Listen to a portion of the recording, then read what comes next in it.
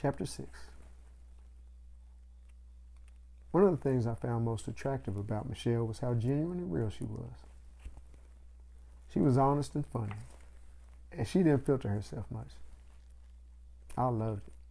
We saw each other often and learned a great deal about one another very quickly. Michelle and her sister Lisa were adopted by Dan and Idabelle Lamar. Now, Idabelle was a blood relative to Michelle and Lisa, a first cousin to their birth mother Betty, who was married to their birth father Eugene. Now, all that Michelle would either say or knew about Betty and Eugene was that Betty died in some suspicious circumstances with Eugene, supposedly injured after falling down a hill or something like that. Best as I can tell, Eugene was never charged for it, but Michelle must have been told something from somebody that made her believe he was responsible for it, because she sure did believe that he did. Now, I never met the man, but I never heard anything good about him from his daughter. That told me everything I ever need to know about him. Now, Dan and Idabelle, on the other hand, were good Christian folk, and they were well regarded by everybody that knew him.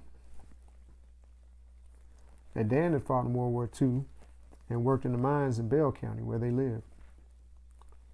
Idabelle ran the home, as was common in them days, and in addition to Lisa and Michelle, they had a son, Donnie, who'd been in the Marine Corps.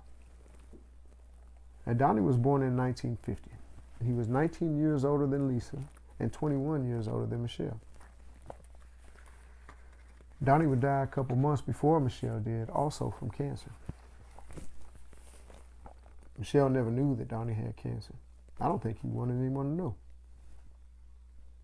I learned of his passing and struggled with how or even if to tell Michelle about it. She was in a whole lot of pain herself at that time. But ultimately, I had to tell her. And even though she grieved his loss painfully, I wouldn't have done it any differently. Donnie was her brother.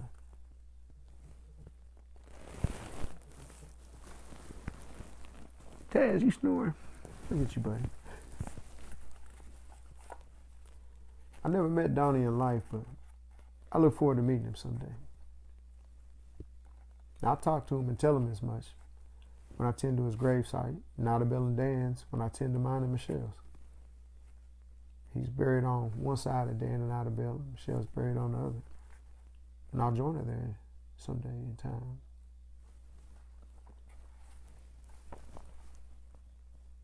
In pictures, Idabelle always has a big, warm, genuine smile. And Dan always looks strong and competent. They prayed for a big family, but for whatever reason, they only had one child by birth, and that was Donnie.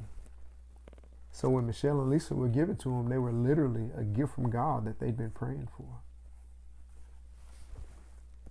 I have a picture of Dan holding Michelle as a baby, and the look in his eyes is one I know well. It's the same look I had in my eyes holding my baby boys. It's a look of the deepest, purest love, and it captures something so beautiful and holy.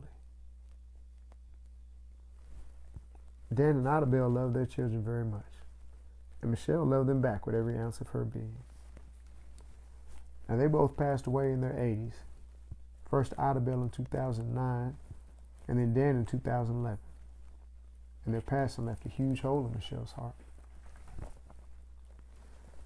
Now, by the time we first met in late 2017, Dan and Idabelle's passing might not seem very recent, but to Michelle, it seemed like yesterday. And she could barely talk about them without tearing up. She loved and admired them so very much. And she missed them so badly. Missed that holy love between a parent and child. And she mourned for them still. Now, I love my parents too. And although mine was still living, it didn't take much imagination to know it feels awful. It leaves a huge void in your life when you lose it. The greater the love, the greater the grief.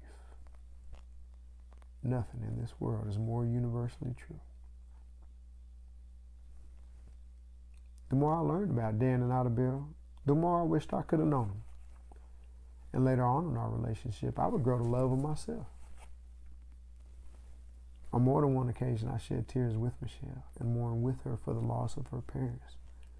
These two beautiful human beings, Dan and Idabelle Lamar, whom I'd never even met before.